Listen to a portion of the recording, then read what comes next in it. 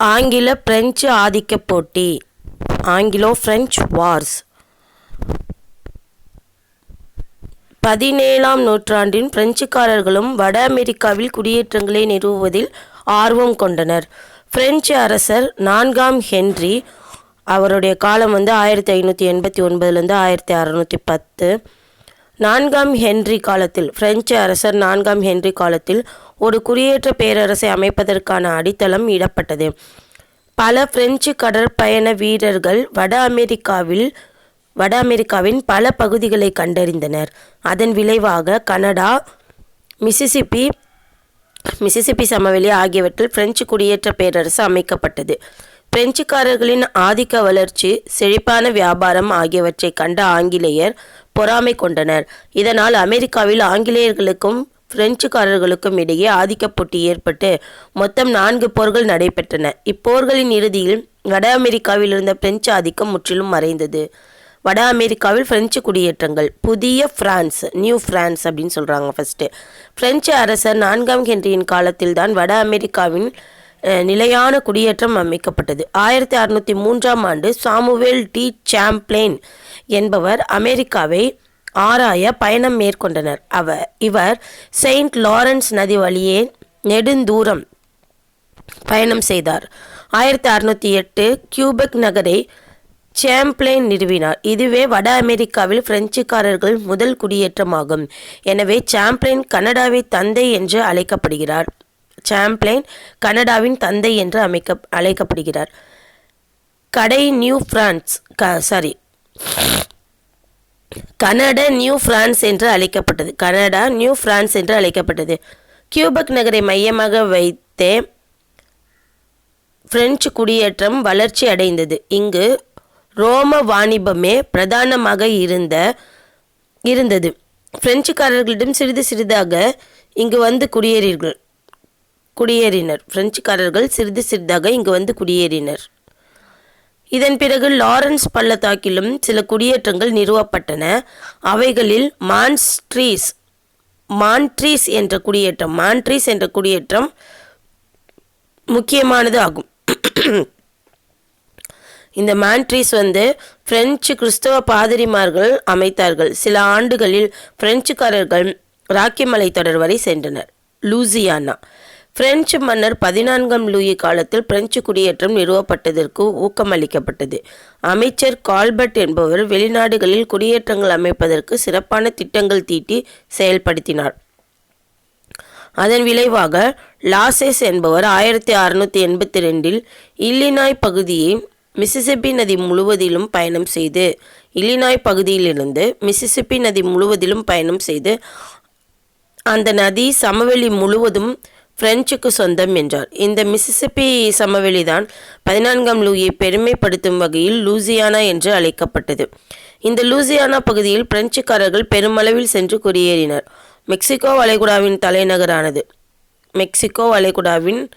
தலைநகரானது Saint Lawrence மற்றும் Mississippi நதிகளின் கரை நெடுங்கிலும் வடக்கே மான்ட்ரீலிருந்து தெற்கே நியூ ஆர்லியன்ஸ் வரையிலும் ஒரு அரைவட்ட கோட்டில் பிரெஞ்சு கோட்டைகள் கட்டப்பட்டன. வட அமெரிக்காவிலிருந்து பிரெஞ்சு குடியேற்றங்கள் பெரும்பாலும் இராணுவ ஆட்சியை அடிப்படையாக கொண்டிருந்தன. வாணிப நிலையங்கள், கோட்டைகள், கிறிஸ்தவ பிரச்சார நிலையங்கள் ஆகியவையே அங்கும் இங்கும் காணப்பட்டன. எனவே இங்கு குறைந்த அளவிலேயே பிரெஞ்சு குடியேற்றங்கள் குடியேறினர். 1760ஆம் ஆண்டில் பிரெஞ்சு குடியேற்றங்களில் மொத்தம் 50,000 மக்கள் இருந்தனர். ஆங்கில பிரெஞ்சு போட்டிக்கான காரணங்கள். வட அமெரிக்காவில் ஆங்கிலேயர்களுக்கும் பிரெஞ்சுக்காரர்களுக்கும் அடுத்தடுத்து குடியேற்றங்களை அமைத்திருந்தனர். கிழக்கு கரையோர பகுதி முழுவதிலும் ஆங்கிலேயர் வசம் இருந்தது.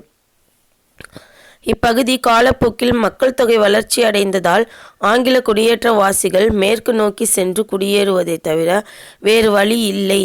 ஆனால் மிசிசிப்பி, இல்லினாய், ஓகியோ ஆகிய நதிக்கரைகளில் அமைந்திருந்த பிரெஞ்சு கோட்டைகள் ஆங்கிலேயர் மேற்கு நோக்கி விரிவடைவதை தடுத்து நின்றன. இதனால் ஆங்கில குடியேற்றங்களுக்கும் பிரெஞ்சு குடியேற்றங்களுக்கும் இடையே அடிக்கடி மோதல்கள் ஏற்பட்டன.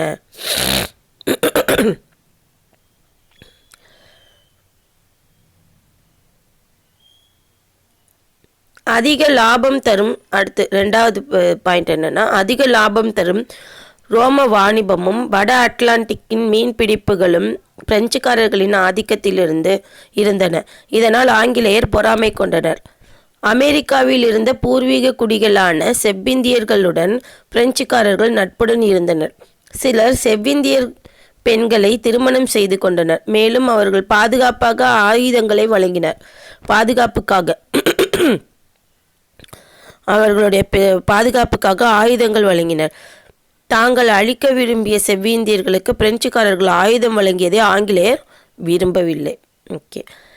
இதை தவிர ஐரோப்பா, இந்தியா, ஆப்பிரிக்கா, மேற்கிந்திய தீவுகள் ஆகியவற்றில் ஆங்கிலேயர்களுக்கும் பிரெஞ்சுக்காரர்களுக்கும் நிலவிய பகை வட அமெரிக்காவிலும் பரவியது. 1688ஆம் ஆண்டுக்கு பிறகு ஐரோப்பாவில் சக்தி சமநிலையை நிலைநாட்ட இங்கிலாந்து ஆர்வம் கொண்டது. இதனால் ஐரோப்பிய நிகழ்ச்சிகளில் தலையிட்டது. இதன் விளைவாக அப்போது வலிமை பெற்றிருந்த இங்கிலாந்து, பிரான்ஸ் ஆகிய நாடுகளுக்கிடையே 4 போர்கள் நடைபெற்றது. இந்த போர் வட அமெரிக்காவில் இருந்த குடியேற்றங்களிலும் பரவியது. மேற்கண்ட காரணங்களால் அமெரிக்காவில் பிரெஞ்சுக்காரர்களும் ஆங்கிலேயர்களுக்கும் இடையே கீழ்கண்ட 4 போர்கள் நடைபெற்றன. அமெரிக்காவில் பிரெஞ்சுக்காரர்களை விட ஆங்கிலேயர்களுக்கே நிலைமை சாதகமாக இருந்தது.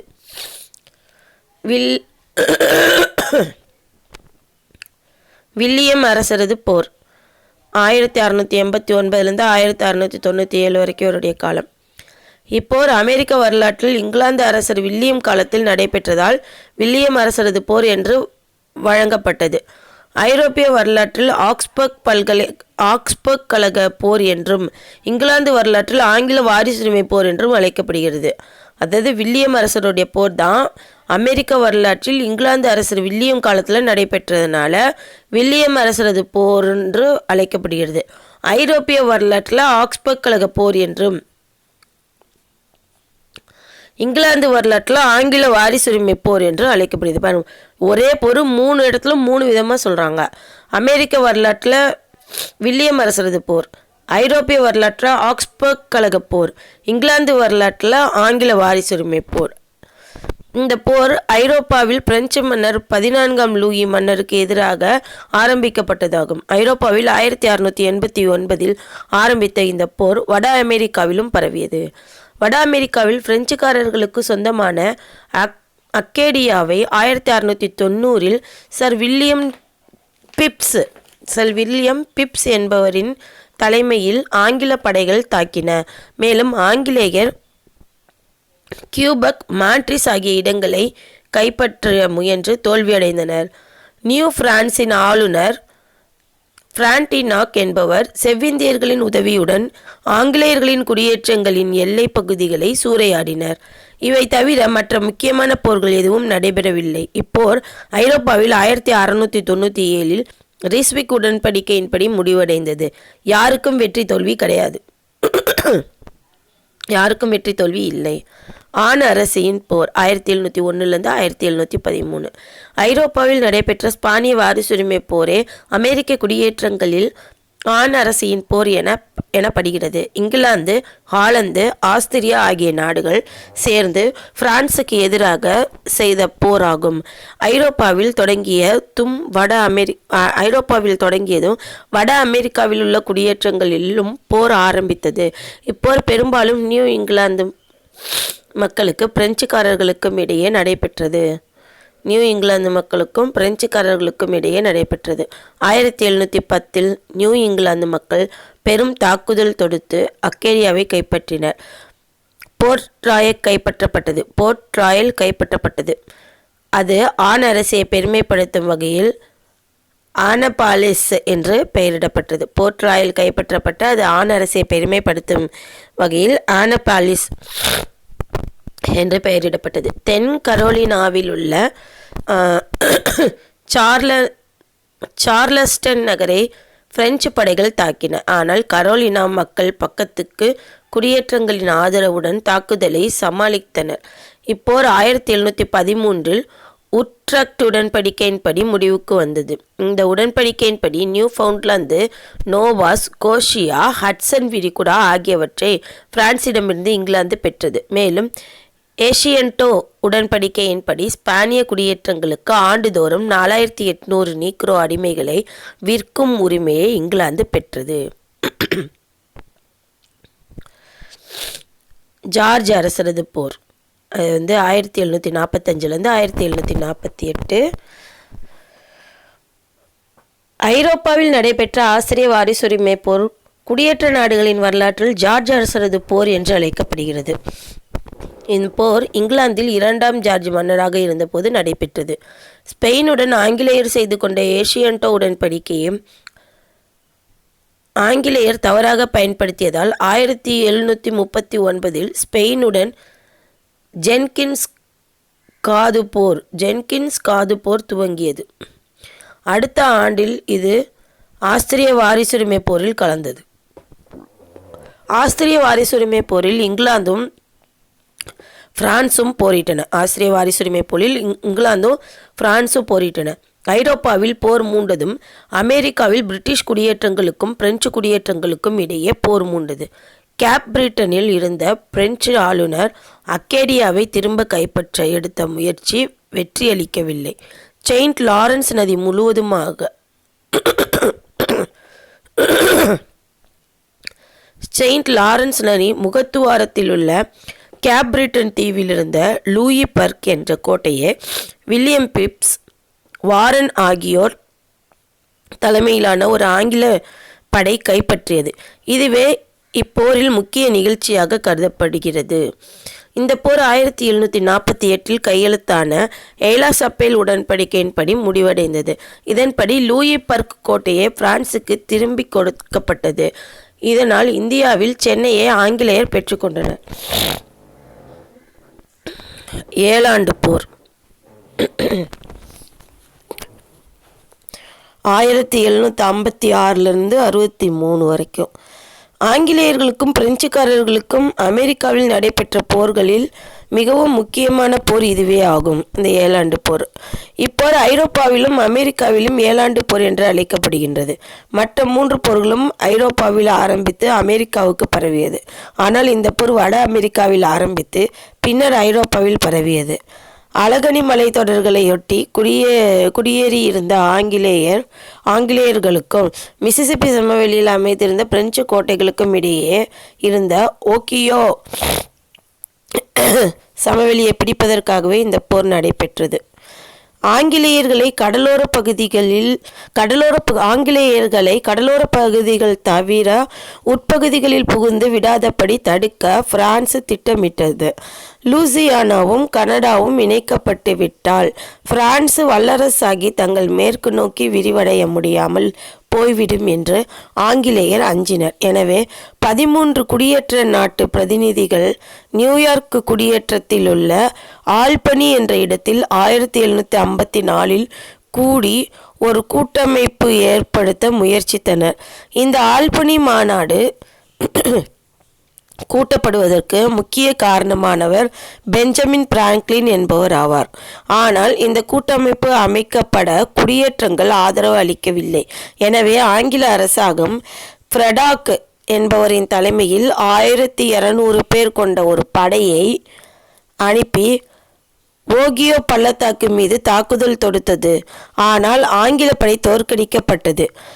ஃப்ரெடாக் கொல்லப்பட்டார். மேலும் ஆஸ்பேகா போன்ற கோட்டைகளை பிரெஞ்சுக்காரர்கள் கைப்பற்றினர். ஆங்கிலேயர்களுக்கு தோல்வி மேல் தோல்வி ஏற்பட்டது. இச்சமயத்தில் தான் இங்கிலாந்து 1757 மூத்த வில்லியம் பிட் பிரதமராக பதவியேற்கிறார்.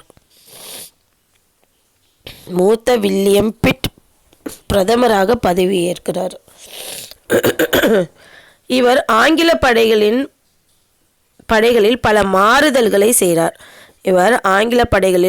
பல மாறுதல்களை செய்து அமெரிக்காவில் பிரெஞ்சுக்காரர்களுக்கு எதிராக தாக்குதல்களை ஆரம்பித்தார். 1758 லூயி பர்க் கோட்டை கைப்பற்றப்பட்டது. டியூங்க்லே கோட்டை வெடி வைத்து தகர்க்கப்பட்டது. இவ்வெற்றியால் ஓக்கியோ பள்ளத்தாக்கு முழுவதும் ஆங்கிலேயர் வசமானது. இறுதியாக 1759 கனடாவின் தலைநகர் நியூபெக்கை ஆங்கில தளபதி ஜேம்ஸ் உல்ப் முற்றுகையிட்டார். பிரெஞ்சு தளபதி மான்ட்காம் பிரபுவின் படைகளை தோற்கடித்தார். ஆனால் இப்போரில் இந்த இரண்டு தளபதிகளும் கொல்லப்பட்டனர். 1760 மேலும் பல பிரெஞ்சு கோட்டைகள் வீழ்த்தப்பட்டன. மான்ட்ரிஸ் கைப்பற்றப்பட்டது. கனடா முழுவதும் ஆங்கிலேயர் வசமானது. ஏழாண்டு போரின் விளைவுகள். இந்த பிரான்ஸ் தனது குடியேற்றங்களை இழந்தது. இந்த ஏழாண்டு போர் 1763 பாரிஸ் உடன்படிக்கையின்படி முடிவடைந்தது. இந்த உடன்படிக்கை படி கனடாவும் மிசிசிப்பி நதிக்கு கிழக்கே இருந்த பிரதேசம் முழுவதும் ஆங்கிலேயர்களுக்கு கிடைத்தது. லூசியானா, நியூ ஆர்லியன்ஸ் தீவை ஸ்பெயின் பெற்றுக்கொண்டது. ஸ்பெயினிடமிருந்து புளோரிடாவையும் இங்கிலாந்து பெற்றது. கரும்பு தோட்டங்கள் நிறைந்த சில மேற்கத்திய சர்க்கரை தீவுகளும் பிரான்சிடமிருந்து இங்கிலாந்துக்கு கிடைத்தன. இவ்வாறு வட அமெரிக்காவில் பிரான்ஸ் தான் நிறுவியிருந்த அனைத்து குடியேற்றங்களையும் இழந்தது. பிரெஞ்சு பற்றிய அச்சம் நீங்கியது. பிரெஞ்சுக்காரர் பற்றிய அச்சம் நீங்கியது. பிரான்ஸ் இந்திய பழங்குடியினரின் உதவியுடன் ஆங்கில குடியேற்றங்களுக்கு செய்து வந்த துன்பங்களுக்கு முடிவு கட்டப்பட்டது. எனவே பிரெஞ்சுக்காரர்கள் பற்றிய அச்சமில்லாமல் ஆங்கில குடியேற்ற மக்கள் வாழ முற்பட்டனர்.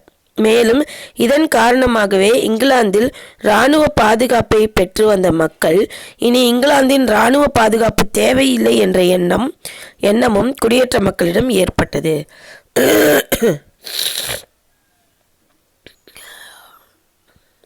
குடியேற்ற நாடுகளிடையே ஒற்றுமை உணர்வு ஏற்பட்டது. பிரான்சுடன் போர்கள் நடந்தபோது தங்களுக்குள் நிலவ வேண்டிய ஒத்துழைப்பின் அவசியத்தை குடியேற்ற நாடுகளின் தலைவர்களும் மக்களும் உணர்ந்து கொண்டனர். குடியேற்றங்கள் ஒத்துழைத்தால் பல நன்மைகளை பெற முடியும் என்பதை அனுபவ ரீதியாக புரிந்து கொண்டனர். எனவே போர்களுக்கு பிறகும் ஒன்றுபட்டு செயல்பட குடியேற்ற நாடுகள் தீர்மானித்தன. குடியேற்ற மக்கள் தங்கள் வலிமையை உணர்ந்தனர். போரின் போது குடியேற்ற மக்கள் படையினர் ஆங்கில படை வீரர்களுக்கு இணையாக சிறந்த முறையில் போரிட்டனர். இதனால் ஆங்கில படை வீரர்களுக்கு சமமாக தாங்களும் போரிட்டு வெற்றி பெற முடியும் என்று தங்கள் வலிமையை உணர்ந்து கொண்டனர். ஆங்கிலேயரின் நிலப்பரப்பு அதிகரித்தது.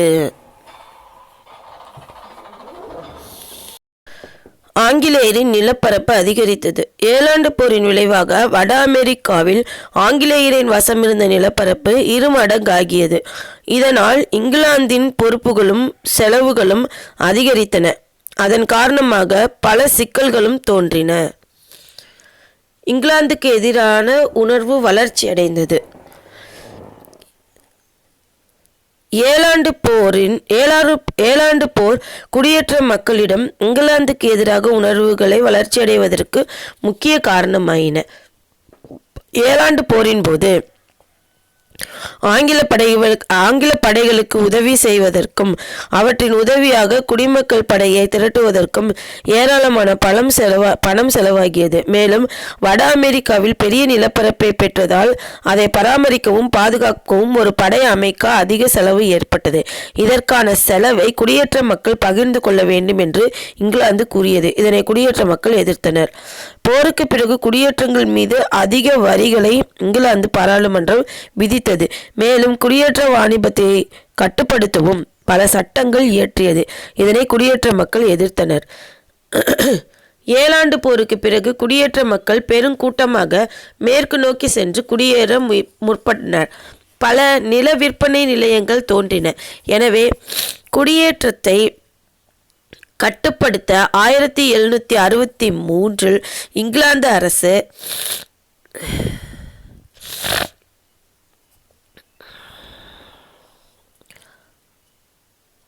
இங்கிலாந்து அரசு ஒரு அறிவிப்பை வெளியிட்டது. அதன்படி அப்பலோச்சியன் மலை